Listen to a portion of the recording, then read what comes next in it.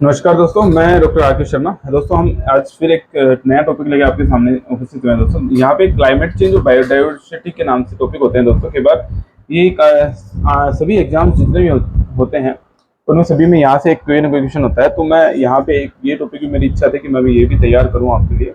तो मैं यहाँ पे ये क्लाइमेट चेंज बायोडाइवर्सिटी के बारे में आज पढ़ेंगे, क्या होता है, कैसे क्या क्या जलवायु परिवर्तन है, उसके इफेक्ट क्या है, उसके बारे में हम यहाँ पे चर्चा करेंगे। ठीक है। तो दोस्तों, हम इससे पहले जब स्टार्ट करें टॉपिक, उससे पहले मैं यही कहना चाहूँगा, जो हमारा ये लगभग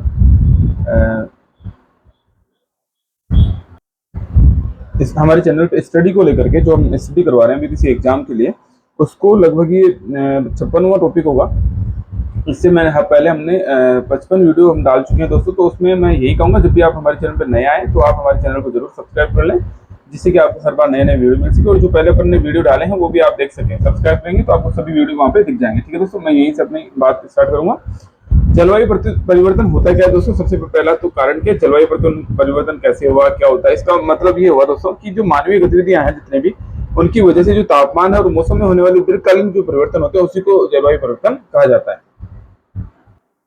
ठीक है। तो औसत जो वैश्विक तापमान में जो वृद्धि हुई है और जो चरम और अप्रत्याशित जो मौसम जलवायु परिवर्तन की सबसे ये आम अभिव्यक्तियां होती है दोस्तों। जो तापमान बढ़ रहा है वो और जो अप्रत्याशित मौसम है, ये सभी जलवायु परिवर्तन की सबसे आम अभिव्यक्तियां हैं। ठीक है। हाल ही के वर्षों में वैश्विक जो आपातकाल जो का महत्व हासिल इसने आपातकाल का वैश्विक महत्व हासिल कर लिया है। जलवायु परिवर्तन ने न केवल मनुष्य की भलाई को प्रभावित कर रहा है, बल्कि अन्य जीवों की स्थिरता को भी प्रभावित करता है। ठीक है दोस्तों।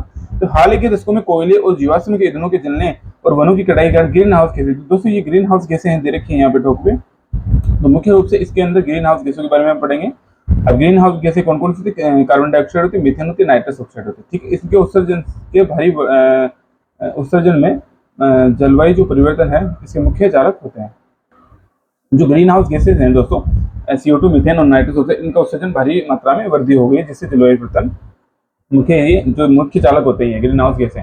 ठीक है। जलवायु परिवर्तन के अंदर प्राकृतिक आपदाओं की जो आवृत्ति हो रही है, तीव्रता, इसमें तीव्रता बढ़ रही है। प्राकृतिक जो आपदाएं यानी बार बार समुद्र के स्तर में वृद्धि हो रही है, फसलों के उत्पादन में जो कमी आ रही है ना, यहाँ आप पढ़ रहे हैं यहाँ पे लगभग।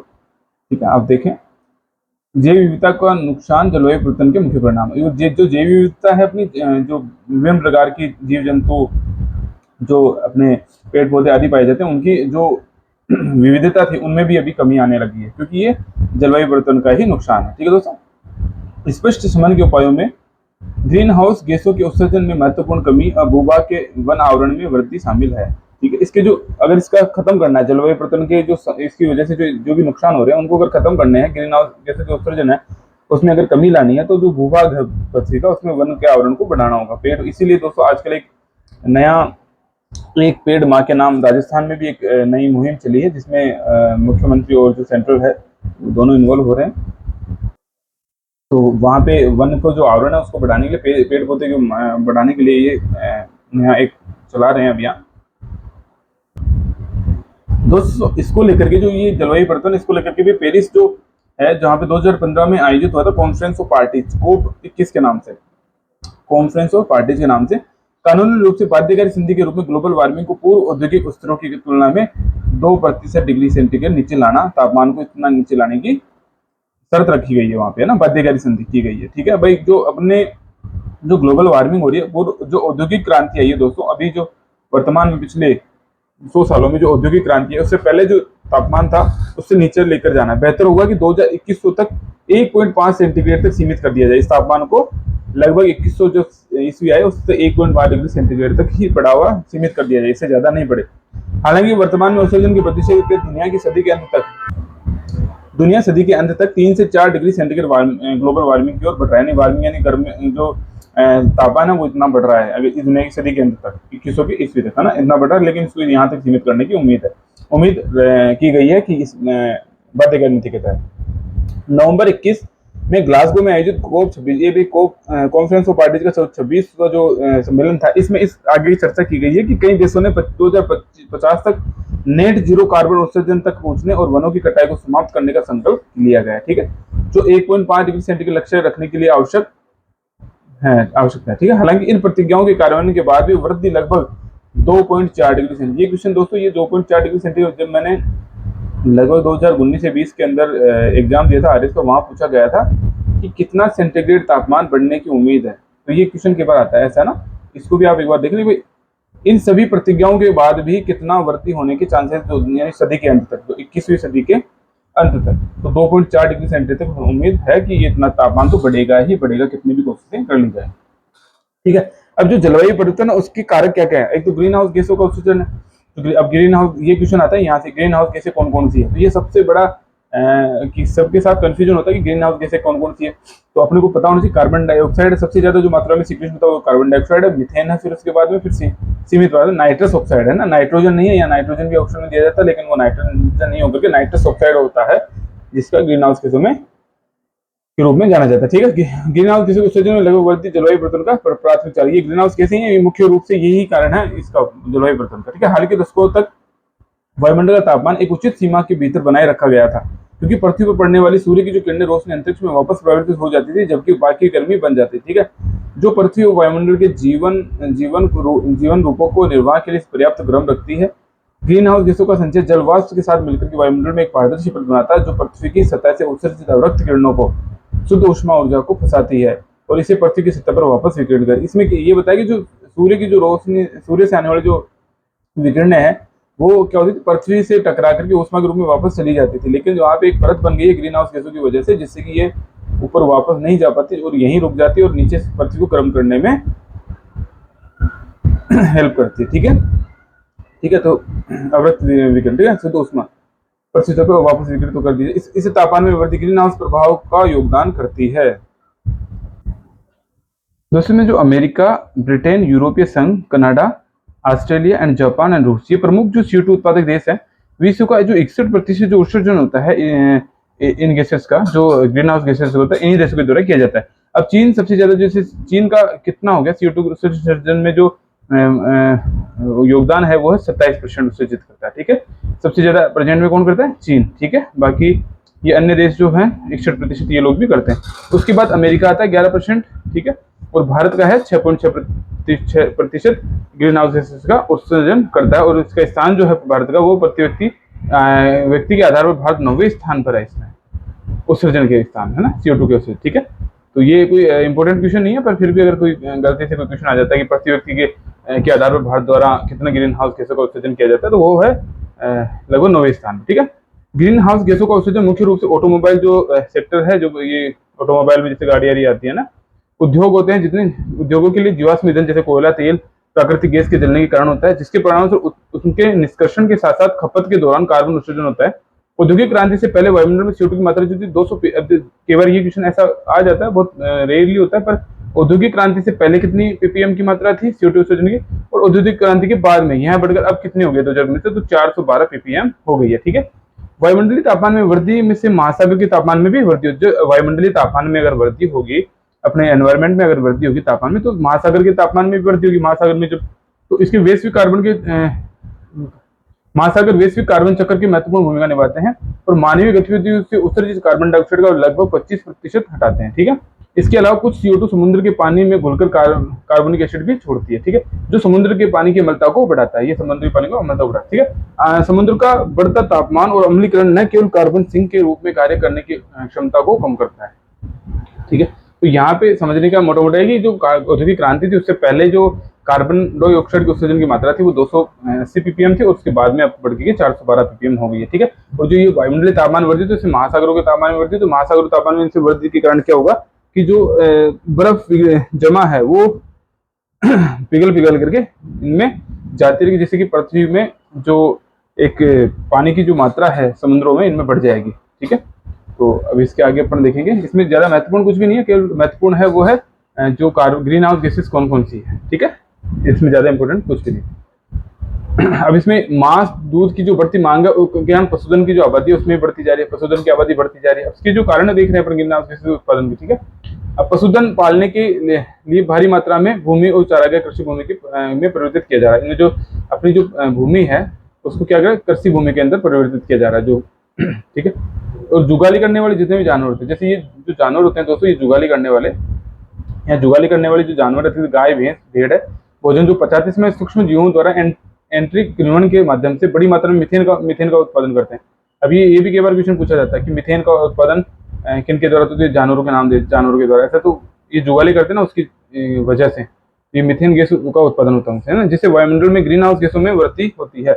1 किलो जैसे, अब ये बहुत इंपॉर्टेंट नहीं है पर फिर भी पढ़ लेते हैं। 1 किलो जो मांस का उत्पादन होता है मीट का, जो 7 किलो अनाज और 500 से 20,000 लीटर पानी की आवश्यकता होती है, ठीक है। जबकि 1 किलो गेहूं के उत्पादन करने के लिए 500 से 4,000 लीटर पानी की आवश्यकता होती है। पशुधन खाद के अवायवीय किण्वन में से भी मीथेन का उत्पादन होता है। जो पशुधन खाद होता है उसके जो अवायवीय किण्वन होता है उससे भी मीथेन का उत्पादन होता है। पशुधन जो खाद होता है, गोबर होता है, ठीक है।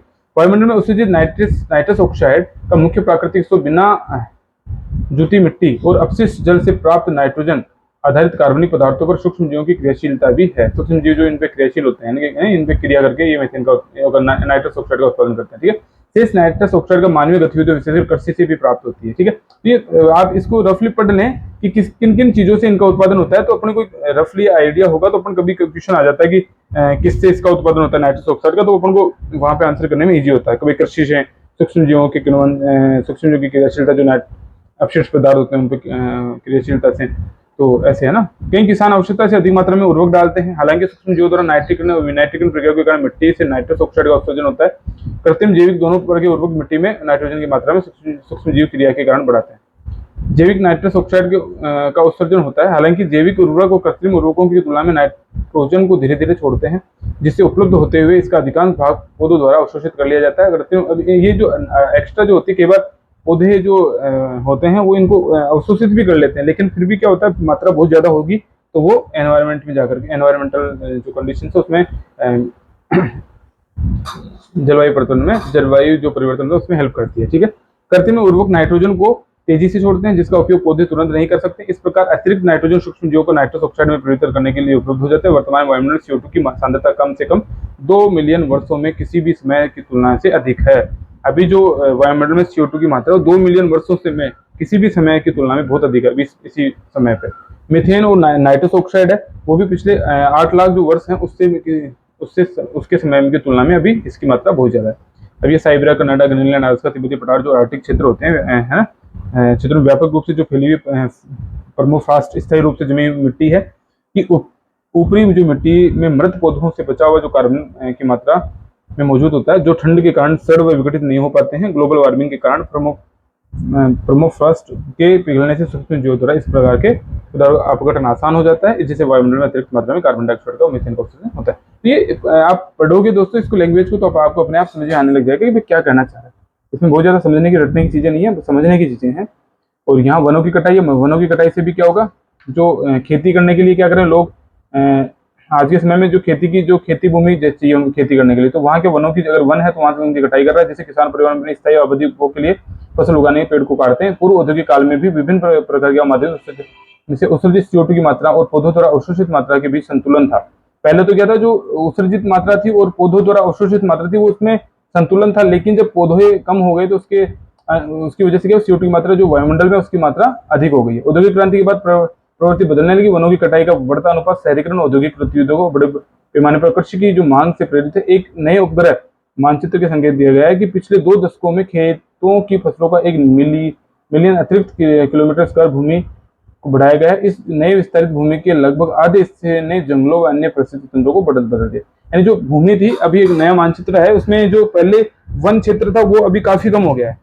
तो ये भी वनों की कटाई मुख्य रूप से जलवायु जो परिवर्तन है उसमें बहुत ज्यादा रोल अदा करती है।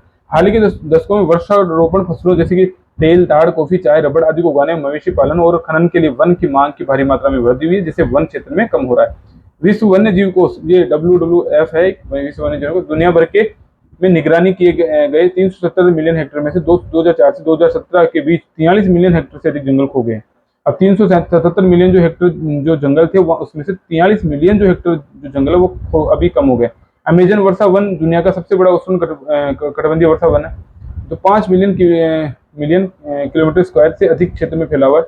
यह व्यापक क्षरण से गुजर रहा है, हाल ही के वर्षों में अपने उच्चतम बिंदु पर पहुंच गया। ये भी, इसका भी अभी जो अमेजन वर्षा वन है अमेरिका के अंदर शायद ये है, तो एक बार आप देख लेंगे। तो ये भी सबसे जो उष्ण कटिबंधीय जो वन है, सबसे बड़ा है ये वन, है ना। तो यहाँ पर भी इसकी जो जंगल था ये भी कम होता जा रहा था धीरे-धीरे।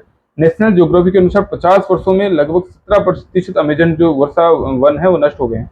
अभी 50 पिछले 50 वर्षों में 17% इसमें कम हो गए हैं अमेज़न वर्षा वन, ठीक है। हाल ही के वर्षों में उदाहरण के लिए भारत का वन और वृक्ष आवरण भौगोलिक क्षेत्र को केवल 54% जो भारत का है वन और वृक्षारोपण जो आवरण भौगोलिक क्षेत्र वो 24.56% है, ठीक है। तो यहाँ पे ये भी थोड़ा सा समझ लें, ज्यादा कुछ नहीं। जलवायु परिवर्तन के प्रभाव क्या होगा, इससे जैव विविधता पे प्रभाव पड़ेगा एक तो, ठीक है, और परिस्थिति जो तंत्र वो इसमें असंतुलन होगा, मानव कल्याण पर गंभीर परिणाम होते हैं इससे।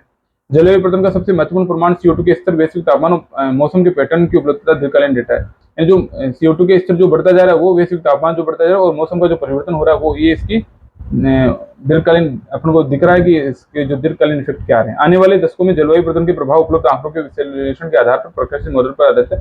वैश्विक औसत सतह के तापमान और संबंधित परिवर्तनों को वास्तविक अवलोकन के साथ पेश करने पर 1970-2007 के बीच प्रकाशित जलवायु मॉडल के प्रदर्शन की तुलना में पता चलता है कि प्रकाशन के बाद वर्षों में जो मॉडल ग्लोबल वार्मिंग की भविष्यवाणी करने में सुसंगत थे। यानी जो पहले भविष्यवाणी होती है कि ग्लोबल वार्मिंग बढ़ेगी, जो जब तापमान बढ़ेगा पृथ्वी का, वो वास्तव में सही था। पूर्व अनुमानित मॉडल और वास्तविक डेटा के बीच में ऐसा संबंध दर्शाता है। मॉडल वास्तविक ग्लोबल वार्मिंग और आने वाले दशकों में मौसम के पैटर्न के उनके प्रभाव, जैव विविधता, मानव कल्याण पर उनके प्रमाणों की सटीक भविष्यवाणी करना विश्वसनीय है। तो ये बातें सही थी कि अगर ये ऐसा होगा, इनके पेड़ों की कटाई होगी या कुछ भी होगा, तो इससे जलवायु परिवर्तन होगा, उसमें क्या प्रभाव पड़ने वाला। तो ये भविष्यवाणी पहले सही थी कि इसकी मात्रा बढ़ती जा रही है, मौसम में चेंज आता जा रहा है। अब मौसम का स्वरूप और प्राकृतिक, अब ये इससे क्या होगा, जो ये जितनी भी घटनाएं हो रही है, ये जो जलवायु परिवर्तन होता है उससे क्या क्या प्रभाव आ रहे हैं वो यहाँ पे पड़ेंगे। जो प्राकृतिक आपदाएं वो बढ़ी हैं पहले से, पहले इतनी प्राकृतिक आपदाएं नहीं थी, तो यहाँ अपने पूरा सार पड़ेंगे। तो इसका मतलब यही है दोस्तों, तो इसका मतलब मौसम के जो स्वरूप है उसमें परिवर्तन आया। जैसे कि एक जो मौसम अप्रत्याशित मौसम में चेंज आया, चरम और है ना अप्रत्याशित मौसम पहले से। प्राकृतिक आपदाओं की आवृत्ति भी बार बार बढ़ी है, तीव्रता भी बढ़ी है उनकी, जो आपदाएं हैं। जैसे ब्राजील के अंदर दक्षिण मध्य क्षेत्र में 2021 में क्या होता है, सबसे खराब सूखा देखा गया था वहां पे, है ना, जिसके परिणामस्वरूप कई प्रमुख जलाशय 20% क्षमता तक पहुंच गए थे, यानी वो कम हो गए थे उनके जलाशय, जिसे खेती और ऊर्जा उत्पादन में गंभीर रूप से प्रभावित हुए। पहले दशकों में मानसून की बारिश की शुरुआत और समाप्ति सहित वार्षिक मौसम पैटर्न की उचित निश्चितता के साथ भविष्यवाणी करना पहले जो समय था वहां पे उचित भविष्यवाणी की जा सकती थी, मौसम का ये होगा, ऐसा ऐसा चेंज आएगा मौसम में, लेकिन अभी ऐसा नहीं है बिल्कुल भी। किसान प्रचलित मौसम के साथ तालमेल बिठाकर अपने फसलों की बुवाई का अवधि का योजना बना सकते थे। पहले जो किसान थे वो अपनी योजनाएं बना सकते थे, फसल को इस टाइम पे बोना है, इस टाइम पे बोना है, लेकिन अब जो मौसम का जो पैटर्न हर साल बदल रहा है, किसानों को भारी नुकसान हो रहा है। इसलिए वार्षिक जो वर्षा की मात्रा है वो भारी, और वर्षा जो जुड़े हुए स्थानों पर अनिश्चितता की अनुमान नहीं लगाया जा सकता। कई क्षेत्रों में जो कम वर्षा से जुड़े हुए हैं उनमें बहुत अधिक बारिश होने के, अब जो पहले जहाँ पे बहुत कम बारिश होती थी वहां पे आजकल बहुत ज्यादा बारिश होने लगी है। आप सभी देख रहे होंगे दोस्तों। पारंपरिक रूप से भारी वर्षा वाले क्षेत्रों में वर्षा की मात्रा कम हो रही है। इसी तरह समशीतोष्ण क्षेत्रों में बर्फबारी की अवधि मात्रा में अत्यधिक हो गई है, ठीक है। जैसे सूखा, चक्रवात, तूफान, टाइफून, ये जितने भी जंगल जो आग लगने, जंगलों में प्राकृतिक आपदाओं की प्रवृत्ति ये भी बढ़ने लगी है, ठीक है। 2021 में जलवायु परिवर्तन के प्रभावित शीर्ष 5 देश कौन से? जापान, फिलीपींस, जर्मनी, मेडागास्कर और भारत, ये शामिल है जो जलवायु परिवर्तन से प्रभावित है। बड़ी संख्या में मनुष्यों और अन्य जीव जानों की मौत का कारण भी ये बनते जा रहे हैं। शहरी ग्रामीण दोनों आबादियों लोगों को आर्थिक नुकसान हुआ इससे। 2020 के दौरान घातक बाढ़ व भूस्खलन ने भारत, नेपाल, बांग्लादेश में लगभग 12 मिलियन लोगों को अपने घर छोड़ने के लिए मजबूर किया है। अगस्त 2021 में प्रकाशित विश्व मौसम विज्ञान संगठन की व्यापक रिपोर्ट के अनुसार पिछले 50 वर्षों में जलवायु परिवर्तन संबंधी आपदाओं की 5 गुना वृद्धि हुई है। हालांकि बेहतर चेतावनी और आपदा के प्रबंधन के कारण मौतों का जो आर्थिक नुकसान हुआ वो की संख्या भी बढ़ी है, ठीक है। तो ये इसको एक रफली आप पढ़ लें। ग्लोबल वार्मिंग जंगलों में कार्बन पदार्थ सूखने को बढ़ाती है। ये इसमें समझाने का कुछ नहीं दोस्तों, मैं कोई हर बार एक ही बात कर रहा हूँ, आप पढ़ें इसको, समझ लें कि होता क्या है। इसमें क्वेश्चन जो बनने वाला है वो अपने ग्रीन हाउस गैसों का है, और जो ये खतरे हैं जितने बढ़ते जा रहे हैं ये आप एक पढ़ लें। और इसमें इधर जंगल में आग वायुमंडल में बड़ी मात्रा में कार्बन डाइऑक्साइड और कार्बन मोनोऑक्साइड सूक्ष्म कणों को छोड़ती है, जिससे वायु प्रदूषण की मात्रा भी बढ़ती है। स्वास्थ्य समस्याएं बढ़ती है। जो जंगल थे, आग के लगभग 1.76 बिलियन टन कार्बन को उत्सर्जित हुई है दुनिया भर में, जंगलों में आग लगी है उससे, है ना, ये इसमें मोटा मोटा बता रखा है। और समुद्र तल में भी इससे बढ़ती, अब ग्लोबल वार्मिंग होगी तो क्या होगा, समुद्र तल बढ़ेगा, क्योंकि जो ग्लेशियर है, ध्रुवीय जो बर्फ की जो रोके है ना, वो पिघलने स्टार्ट हो जाएगी समुद्र में और उसका पानी बढ़ने लग जाए समुद्र। दूसरी ओर जो पानी गर्म होने से समुद्र का आयतन भी बढ़ रहा है। जीवाश्म ईंधन, जैव ईंधन, बायोमास के अधूरे दहन से कार्बन के छोटे छोटे कण 2 माइक्रो जो निकलते हैं, वो ब्लैक कार्बन के नाम से जाना जाता है। ब्लैक कार्बन के नाम से किसे जाना जाता है? जो ये जैव ईंधन, जीवाश्म ईंधन, जैव ईंधन और बायोमास के अधूरे दहन के कण, कार्बन के छोटे छोटे जो कण होते हैं उनको ब्लैक कार्बन कहा जाता है। हवा में निलंबित होने के दौरान पृथ्वी की सतह पर बसने से पहले ब्लैक कार्बन कण CO2 की तुलना में सूर्य की गर्मी को हजारों गुना अधिक प्रभावी ढंग से अवशोषित करते हैं। ये ब्लैक कार्बन कण है वो CO2 की तुलना में सूर्य की गर्मी को हजारों गुना अधिक प्रभावी ढंग से अवशोषित करते हैं, जिससे ग्लोबल वार्मिंग में योगदान करता है। ठीक है, जबकि काले कण जो होते हैं ग्लेशियर बर्फ के टॉप में जमा हो जाते हैं, ये अपने पिघलने को बढ़ा देते हैं इसको ना। ये कार्बन कण है, ये जाकर ग्लेशियरों पे इकट्ठे हो जाते हैं। ठीक है, 2000 से समुद्र में लगभग 20वीं सदी की तुलना में 2.5 गुना बढ़े हैं ये समुद्र तक, है ना। उपग्रह रडार मापों के एकत्र किए गए सटीक आंकड़ों से पता चलता है कि 1993 2017 तक 7.5 सेंटीमीटर की त्वरित वृद्धि हुई है, जो प्रति दशक औसतन 12 mm की है। ठीक है, आर्कटिक क्षेत्र में लगभग सभी वर्तमान वर्षा के लिए बर्फ जिम्मेदार है। हालांकि दुनिया भर की बाकी हिस्सों में इससे 4 गुना तेजी से गर्म हो रही है। पिघलती बर्फ नीचे जमीन और महासागर में उजागर करती है, जो अधिक सूर्य के प्रकाश को अवशोषित करती है, जिससे अधिक तापन होता है। और नवीनतम अनुमानों से पता चलता है कि पिछली जो अनुमानों की तुलना में सदी के अंत तक आर्कटिक क्षेत्र में अधिक तेजी से गर्मी और समुद्र की बर्फ का नुकसान हुआ है। ये है ना। ठीक है, ये तो पढ़ने की चीजें हैं, एक बार आप पढ़ लेना है ना, बहुत ज्यादा समझने की चीजें। फसल उत्पादकता और मानव स्वास्थ्य पे भी इसका बहुत ज्यादा प्रभाव पड़ा है। तो यहाँ पे अपन पढ़ लेंगे कि स्वास्थ्य पे क्या प्रभाव, स्वास्थ्य पे जो प्रदूषण हो रहा है तो इससे काफी बीमारियां आ रही है, और जो फसल उत्पादन वो भी करता जा रहा है। ठीक है, तो यहाँ पे पूरा मोटा मोटा यही होगा। ठीक है, और जो वायु प्रदूषण जो ये इसमें बीमारियां बताइए कौन कौन सी बीमारियां, फेफड़ों पर कैंसर, ब्रोंकाइटिस की समस्या, अस्थमा की समस्या, ये बढ़ती जा रही है ना। यहाँ पे अगर आप पढ़ेंगे तो जंगलों की जो ये उत्सर्जित जो ऑटोमोबाइल आग की जो धुआं है इनसे, ठीक है, इनसे, और जो जीवाणु ये अपनी जीका बुखार, ये नीचे देर का डेंगू चिकनगुनिया आदि जैसे बीमारियां एडिस मच्छरों द्वारा फैलाई जा रही है ना। तो ये काफी ग्लोबल वार्मिंग से काफी दिक्कतें आती जा रही है। ठीक है, तो यहाँ एक बार पढ़ लें आप। और इसलिए जो प्रजातियां उन पर भी नुकसान हुआ, इसलिए प्रजातियों की संख्या कम होती जा रही है धीरे धीरे। ठीक है, ये वैश्विक तापमान बढ़ने की वजह से। तो यहाँ पे भी आप मोटा मोटा इसको रोक करके आप पढ़ लें, इसको बहुत ज़्यादा इंपॉर्टेंट नहीं है, क्योंकि लंबा नहीं करूँगा मैं इस टॉपिक को, आप अपने हिसाब से इसको पढ़ लें। समुद्री प्रजातियों पे क्या असर पड़ रहा है, ठीक है, आप यहाँ भी इसको पूरा पढ़ लें। अब मैं क्वेश्चन आंसर कराऊंगा थोड़ा सा इसका। क्वेश्चन इंपॉर्टेंट है कि आप किस टाइप के क्वेश्चन पूछेंगे वो मैं आपको कवर करा। अब इसके समान इसको रोकने के उपाय क्या है, इसको रोकने के उपाय, इसको जो ग्रीन हाउस जो उत्सर्जन जो गैसें हैं उसकी कमी करना, वनों की कटाई की रोकथाम, वनों का आवरण में वृद्धि करना, ये इसका मुख्य रोल होता है। ठीक है, तो यहाँ पे आप मोटा मोटा इसको पढ़ लें। ठीक है, अब ऊपर एक बार थोड़ा सा आपको दिख रहा नहीं होगा, इसका ऊपर भी एक लाइन लिखी हुई है, वो देख लें, इसको अच्छे से देख के ऐसे पढ़ लें। ठीक है, इस टॉपिक को आप अपनी किताबों से भी पढ़ सकते हैं काफी अच्छे तरीके से, एग्जाम्स के लिए काफी इंपॉर्टेंट टॉपिक होते हैं। अभी विच of the following is not a short lived climate pollutant. अभी SLP का मतलब शॉर्ट लाइन कम समय के लिए जो उपलब्ध क्लाइमेट पॉल्यूटेंट कौन नहीं है, तो कम समय के लिए तो ये अदर है, मिथेन है, ब्लैक कार्बन है, ये हाइड्रोफ्लोरोकार्बन, ये शॉर्ट टर्म के लिए होते हैं। लेकिन ये जो कार्बन डाइऑक्साइड ये लॉन्ग टर्म के लिए होते हैं।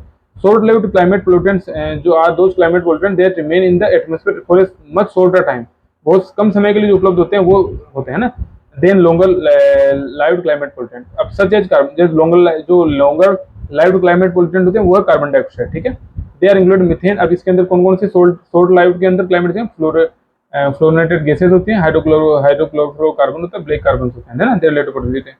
ठीक है, तो यहाँ भी क्वेश्चन नॉर्मल। अब व्हाट इज हाइड्रोपोनिक्स, हाइड्रोपोनिक्स क्या होता है, कई बार क्वेश्चन पूछा था। तो ये process of growing plant without using soil. अब इसका आंसर ये होगा क्योंकि विदाउट पौधों को हवा के अंदर ही उगा देना, है ना। Process of growing plant without using soil, मिट्टी के उपयोग के बिना, है ना, हाइड्रोपोनिक्स बोला जाता है उसको। ठीक है, तो ऐसे क्वेश्चन होते हैं। is the process of growing healthy plant without the use of traditional soil medium, है ना, instead of nutrients like water, है ना, solution में। ठीक है, तो यहाँ पे ये क्वेश्चन नॉर्मल सा बनता है। एक होता है which of the following situation created by the tree makes them suitable to sleep under at night। अब कौन सी ऐसी कंडीशन अनसुटेबल बनाती है कि पेड़ों के नीचे नहीं सोना चाहिए, क्यों नहीं सोना चाहिए पेड़ों के नीचे, इसके अंदर ये क्वेश्चन के अंदर ये पूछा गया है ना। इस क्वेश्चन के अंदर पूछा गया पेड़ के नीचे क्यों नहीं सोना चाहिए, अनसुटेबल रहता है पेड़ के नीचे, तो वो उसका क्या कारण, तो कार्बन डाइऑक्साइड का उत्सर्जन, यानी release of carbon dioxide, CO2 का उत्सर्जन होता है पेड़ों के द्वारा रात के समय में किया जाता है दोस्तों।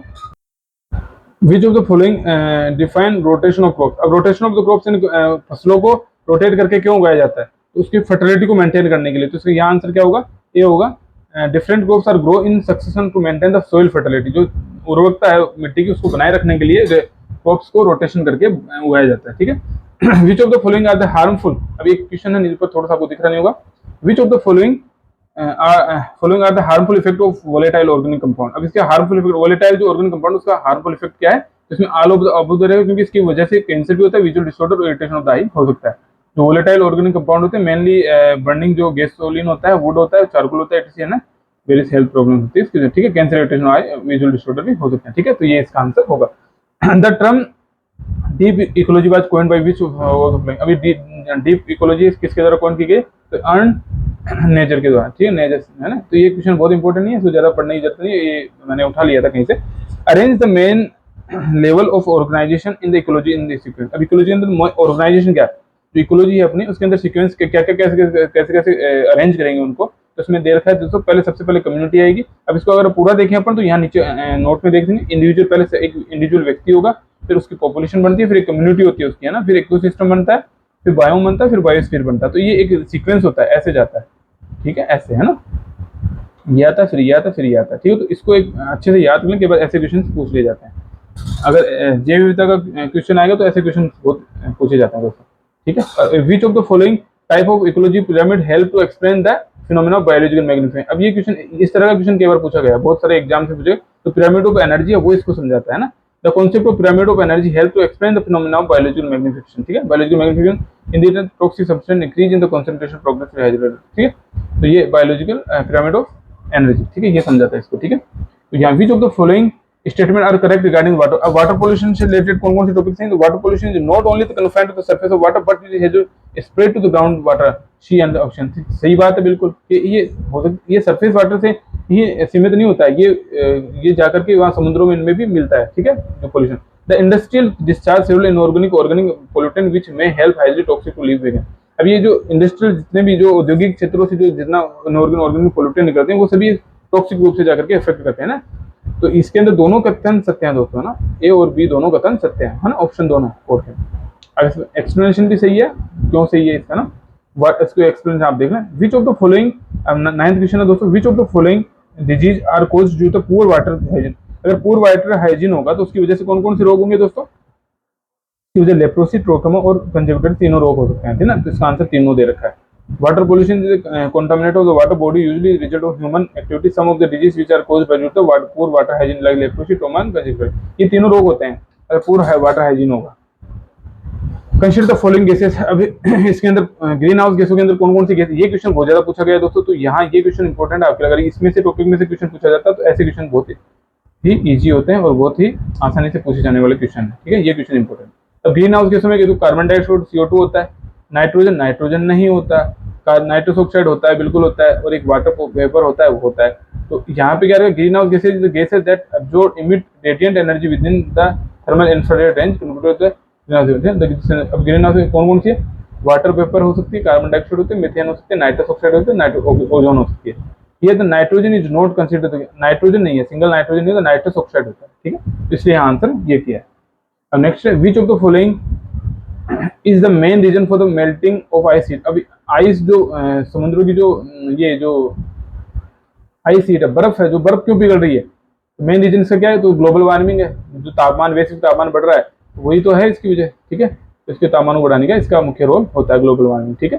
तो अपनों को यहाँ आंसर ये करना है। तो ये समझने वाले क्वेश्चन है। मैंने जो टॉपिक कवर किया है दोस्तों, ये जो क्लाइमेट चेंज का, ये आप देख लें इसको थोड़ा सा अच्छे से। मैंने क्लाइमेट चेंज एंड बायोडाइवर्सिटी से क्वेश्चन के ऊपर काफी क्वेश्चन इंपॉर्टेंट होते हैं, ग्रीन हाउस गैसेस हैं, ये काफी एग्जाम से पूछे गए क्वेश्चन है दोस्तों। तो आप इसको कवर कर लें, अपने साथ के साथ कवर करते जाएं। हो सकता है ये शामिल हो या नहीं हो, फिर भी आपको करना चाहिए, क्योंकि ये मेडिकल स्टूडेंट होते हैं, उनके लिए काफी इंपॉर्टेंट होते हैं। इनमें से क्वेश्चन पूछे जाते हैं, एक आधे जनरल नॉलेज के हिसाब से पूछे जाते हैं, तो आप इसको तैयार करना जरूर, ठीक है। धन्यवाद दोस्तों, मैं यहीं अपनी क्लास खत्म करूँगा।